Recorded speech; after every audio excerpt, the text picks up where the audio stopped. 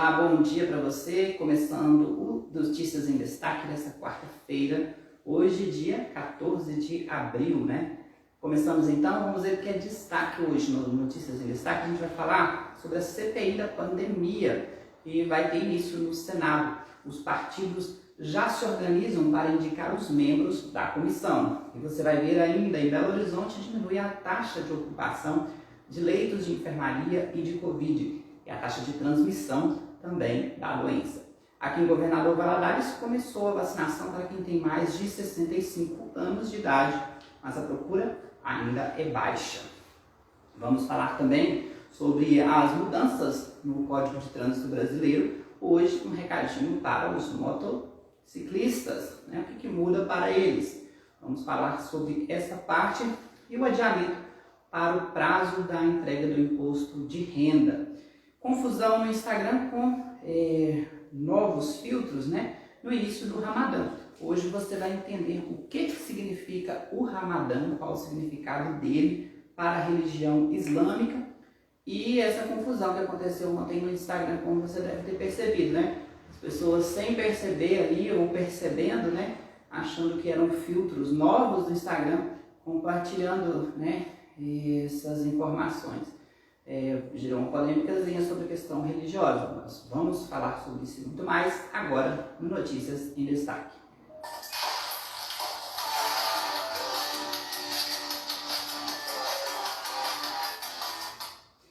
Bom dia, então. Começamos nosso Notícias em Destaque dessa quarta-feira, hoje dia 14 de abril. No Senado, os partidos já se organizam para a participação na CPI da pandemia. A CPI vai investigar abusos e desvios, né, de recursos e falta de ação aí de governos também, né, nas esferas federal, estadual e municipal. Ontem, o presidente do Senado, Rodrigo Pacheco, falou um pouco sobre essa questão da CPI da pandemia e como que os partidos já estão se organizando.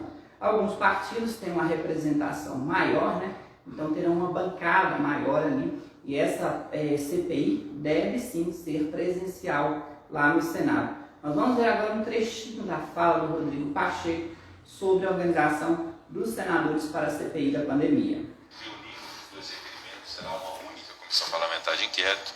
Hoje mesmo já comuniquei aos líderes partidários dos blocos e dos partidos para que indiquem os seus membros. Me parece que já fizeram a indicação também desses membros, boa parte deles, de modo que nem precisaremos cumprir o prazo dos 10 dias que havia sido previsto, de modo que poderá ser instalada muito brevemente essa comissão parlamentar de inquérito, repito, única, para apurar fatos conexos, tanto da atuação do governo federal quanto de recursos federais que foram destinados aos demais entes federados. Então cumprimos uma missão importante relativamente à Comissão Parlamentar de Inquérito. Cumprimos uma etapa hoje de leitura dos requerimentos, de reunião dos requerimentos para a determinação de uma única CPI, já notificamos os partidos políticos para a indicação dos membros, já o fizeram quase todos, de modo que nós temos já um ambiente pronto para a instalação da Comissão Parlamentar de Inquérito. Ela deve ser presencial, obviamente se tratando de uma Comissão Parlamentar de Inquérito em que se imponham atos como de interrogatórios, inquirição de testemunhas, as quais devem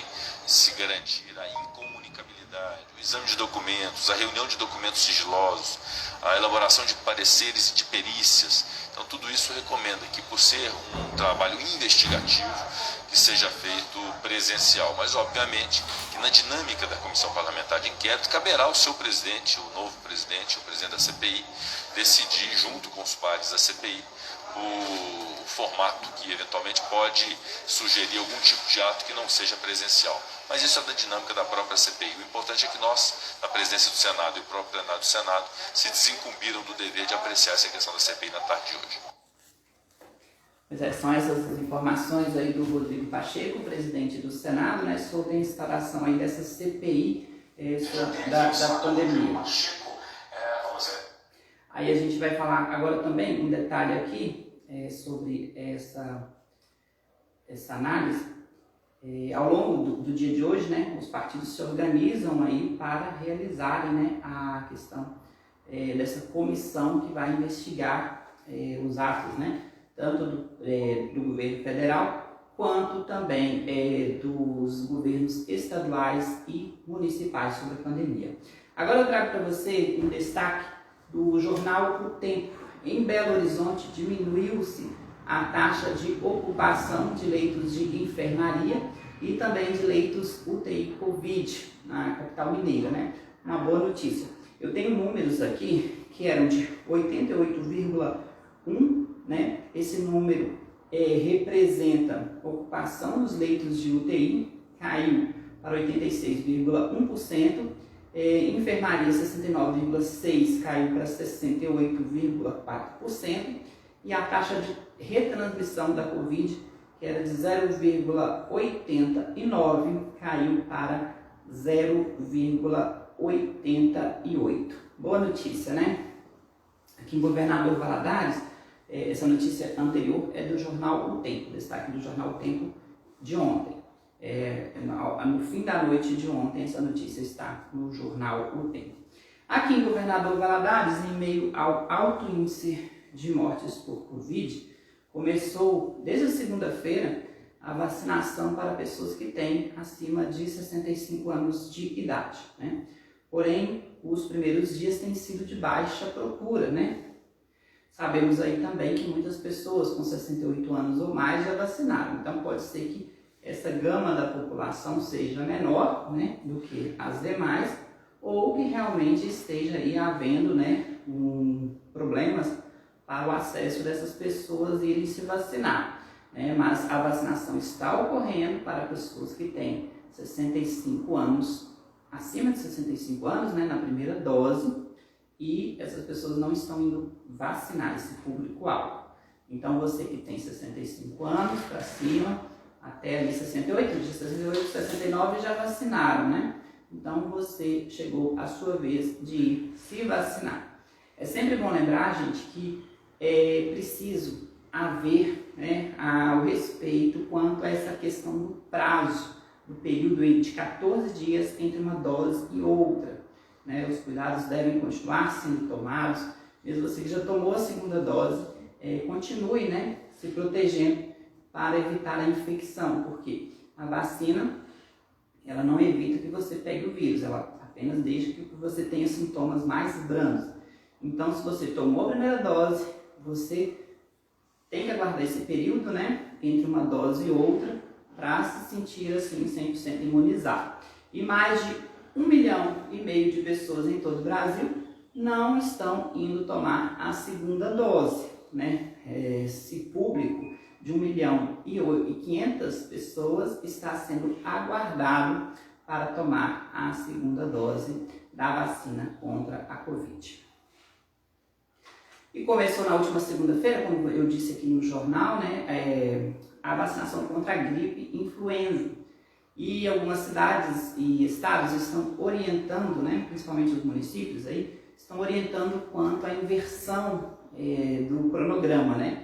Se antes começava por aquele público mais adulto, agora começa pelas pessoas mais jovens, pelas crianças e também aquele grupo, né, que não está sendo vacinado contra a Covid. E uma outra questão também quanto à vacina é que essas pessoas que estão tomando a vacina contra a influenza podem tomar a vacina em lugares diferentes, né? São lugares diferentes da vacina, onde é ofertado a vacina contra o coronavírus. Aqui em Governador Valadares, por exemplo, eu tenho aqui o público-alvo da vacinação contra a gripe influenza, que dessa vez inverteu, né? Primeiro as crianças e depois os adultos, para não haver, né, necessariamente esse choque de idades para quem está vacinando também contra o coronavírus. Tem que respeitar o prazo, né, da dose da vacina contra a Covid e também da gripe.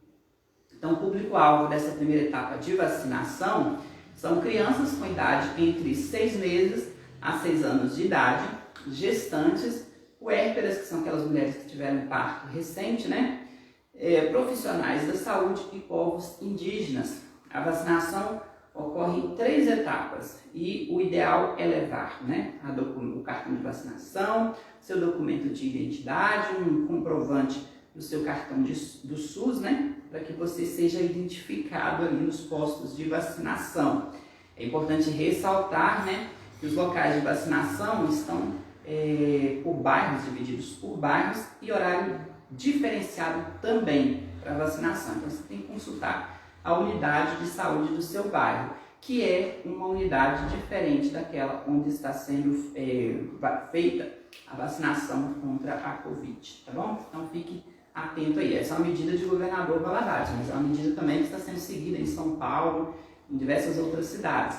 Então você tem que consultar aí a Secretaria de Saúde da sua cidade para ver como que está esse cronograma de vacinação e onde que ela está ocorrendo, né? Isso está sendo adotado nessa inversão também da idade do público-alvo. Essa semana estamos falando sobre as mudanças no Código de Trânsito Brasileiro, né? Hoje nós vamos falar sobre as mudanças para os motociclistas, que também, né, são afetados aí com as alterações do novo Código de Trânsito Brasileiro, que entrou em vigor na última segunda-feira. Hoje vamos ver 2 pontos. O que muda para os recalls, né, e para os motociclistas, né? O recall, que é quando a empresa convoca, né, os usuários para fazer consertos, pode ser troca de peça, troca de algum item do veículo que veio fora de acordo com o que é cobrado pelas reguladoras de segurança, né? Por exemplo, se não está de acordo com as características de segurança, essa peça vai ser trocada, vai ser reposta, pode ser uma reposição ou pode ser uma troca. Nesse caso, quem convoca o motorista é a empresa, né? a fabricante do veículo, né? Porém, o que ocorre? Os veículos com o novo Código de Trânsito Brasileiro só vão ser licenciados se houver a comprovação de que houve esse recall, de que houve essa troca dessa peça. Então é muito importante. Se a sua empresa convoca você para fazer o recall, a fabricante do seu veículo convoca você para fazer o recall, vá e faça para que o seu veículo também seja licenciado, porque pode ser um impedimento. Para os motociclistas, o novo Código de Trânsito Brasileiro veta o transporte de crianças na garupa. Então você que carrega seu filho aí na garupa, está vetado agora, né? Não vai mais transportar criança abaixo de 10 anos, tá? No banco, na garupa da sua moto. Porque é um risco, né, gente? A moto, ela, se mal utilizada, né? A motocicleta, ela já representa um risco. Imagina com a criança ali, né? É um risco contra a vida da criança também. Então, crianças estão proibidas de utilizar em banco a garupa da motocicleta se tiverem menos de 10 anos. E tem também a questão das infrações, o farol apagado. Você que andava com o farol apagado, né? Isso vira uma infração média, o que antes era uma infração gravíssima. Vira uma infração média, mas rende uma multa salgadinha de R$ 130,16. Ou seja, um botijão de gás mais uns 25 reais, né, essa multa. O botijão de gás está quase R$100, né? Não exagerei um pouquinho. Mas um botijão de gás mais uns 30 reais aí rendendo essa multa para você, se você deixar de ligar o farol da sua motocicleta, tá bom? Isso é uma infração gravíssima, vira agora uma infração média, né? Antes suspendia o direito de pilotar, agora pode render multa, esse valor que eu falei. Assim como uma outra infração, né, que também vira infração média, a viseira levantada. Quando você faz assim, ó, né, e você quer ver tudo lá na sua frente, às vezes vem aquele vento assim, ó, e você, né, leva todo esse vento no rosto. Então, a viseira, ela protege também contra insetos, né, alguma coisa que esteja espalhado na via. Então, é importante você usar. Mas isso aí, que era uma infração gravíssima, agora vira uma infração média. Mesmo que você estiver com ela levantada, a viseira do capacete, ou sem a viseira, ou óculos de proteção. Você também está sujeito à multa se você tiver com viseira levantada, sem viseira ou sem óculos de proteção. Mas antes era uma infração gravíssima, agora vira uma infração média no novo Código de Trânsito Brasileiro, tá bom? Pois é, então eu espero que vocês tenham ao longo dessa semana, né, sanado algumas dúvidas aí sobre o Código de Trânsito Brasileiro. A gente está tentando buscar um especialista para comentar com a gente mais a fundo numa entrevista, mas por enquanto ainda não conseguimos trazer aqui. Mas em breve eu vou conseguir trazer essa pessoa, ou mesmo que a gente consiga um outro material para compartilhar aqui no nosso canal com vocês, tá bom? Agora vamos falar sobre imposto de renda, né? Você viu que a gente fez uma live com um especialista no início, dia 1º de abril, né? Com o João Márcio lá da Contabilidade, NTW Contabilidade, aqui de Governador Valadares. Ele falou sobre as principais dúvidas da declaração do imposto de renda. E naquele dia ele já tinha cogitado a hipótese, né? A possibilidade de o imposto de renda ter sua data de entrega adiada. E realmente teve. A Receita Federal adiou a entrega do imposto de renda para o próximo dia 31 de maio. O ano passado foi 30 de junho, né? Mas esse ano é 31 de maio. Então fique atento aí, você que não declarou.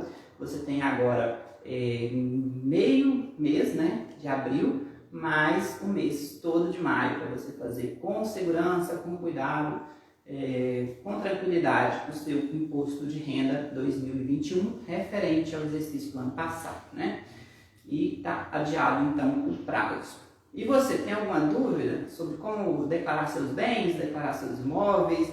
Entra lá no nosso canal no YouTube, canal Super News, você vai ver essa live completa que eu fiz com o contador João Márcio, que elucidou ali os principais pontos sobre a declaração do imposto de renda, tá bom? Entra lá que você vai conferir. Tá quase acabando Notícias em Destaque agora, mas a gente vai falar sobre curiosidades, né? Começou ontem o período do Ramadã, que é um período sagrado para os muçulmanos. Esse período ele começa ontem, né? E vai até 13 de abril e vai até 12 de maio. São 30 dias em que os muçulmanos fazem jejum, né, do nascer do sol até o pôr do sol. E essa tradição, né, islâmica começou de acordo com essa tradição começou seguindo a história do profeta Mohammed, né, também conhecido como Maomé, mas para eles é profeta Mohammed, que teria recebido revelações divinas, né, segundo conta lá a história do Islã. Maomé teria ficado 30 dias sem comer, né? Mohammed teria ficado 30 dias sem comer. Por isso, essa tradição ela é relembrada pelos muçulmanos e reproduzida, né, ao longo dos anos. Lembrando que eles seguem um calendário diferente da gente, né? Eles seguem um calendário lunar. Agora, em meio a isso, nessa data que simboliza o início do Ramadã, que é sagrado para os muçulmanos, ontem o Instagram liberou 3 figurinhas novas para serem compartilhadas, né? E lembrando sobre essa tradição islâmica de jejuar no nascer do sol ao pôr do sol durante 30 dias, né? Que é um período sagrado para eles, e muitas pessoas acabaram confundindo essas figurinhas como sendo algumas figurinhas a mais lá no Instagram. Muita gente notou, né, que se tratava de uma menção ao Ramadã e logo tirou a publicação, né? Você que ainda não percebeu isso aí, aquelas 3 figurinhas lá, vai aí no seu Instagram e tenta remover, né? Porque a não ser que você seja muçulmano ou queira também prestar uma homenagem, né, nesse momento em que o mundo vive essa situação difícil, né? Mas se você se equivocou aí, usou indevidamente, né, é válido lembrar que isso aí precisa ser corrigido. Para terminar essas informações, né, sobre o Ramadã, eu pesquisei junto ao Guia do Estudante e a revista super interessante, né, que traz essa informação da história completa aí do profeta Muhammad, também conhecido como Maomé, sobre as tradições do Islã e do povo muçulmano. Agora, para terminar o nosso Notícias em Destaque de hoje, a França vetou a entrada de brasileiros por lá, proibidos, tanto para ir para lá quanto para vir para o Brasil neste momento. Essa medida é para evitar, né, a proliferação e a infecção por novas variantes do coronavírus. Isso está acontecendo lá na França. A situação por lá está complicada, que eles estão convivendo com novas variantes e sabem que a situação aqui no Brasil também está bem complicada. Então, por isso a França vetou a entrada de brasileiros por lá. Essa notícia é do jornalista Philippe Killing, do grupo Bandeirantes, que mora em Londres, né? Lá em Londres você chega, você tem que fazer a quarentena. Londres e o Reino Unido. Na França está vetada a entrada de brasileiros. Então você que estava aí com planos de visitar a França, já vai mudando de planos, né? Porque eles não vão aceitar que você entre lá por agora, tá bom? E ficamos por aqui com essa edição do Notícias em Destaque. A gente volta amanhã trazendo para você as notícias do entretenimento, crítica de TV e muito mais no Revista Eletrônica. Você ficou com alguma dúvida? Tem alguma pergunta para fazer? Manda aí no nosso direct que estaremos respondendo para você amanhã aqui no nosso canal e na próxima edição, que é sexta-feira. Amanhã à noite a gente tem uma live super especial, eu vou divulgar na Revista Eletrônica, que é sobre imóveis. Você sentiu vontade de mudar nessa pandemia? Quer comprar um imóvel novo? Amanhã a partir das 7h15 da noite uma live especial sobre isso. E na sexta-feira a gente vai falar sobre a lei do stalking, né? Você gosta de stalkear alguém na internet? Pois é, cuidado. Tem modificações aí que podem gerar penas para você, né? Aí a gente vai falar sobre isso, né? O que configura uma ação de stalking, o que é perseguição, o que não é, será que isso vale para fãs também? Então fique ligadinho nas nossas lives aqui que você vai tirar todas essas dúvidas. Eu fico por aqui, vamos para chegando agora 9 horas, até amanhã para você com Revista Eletrônica aqui a partir das 8h20 da manhã e também daqui a pouquinho no YouTube. Tchau para você, até amanhã.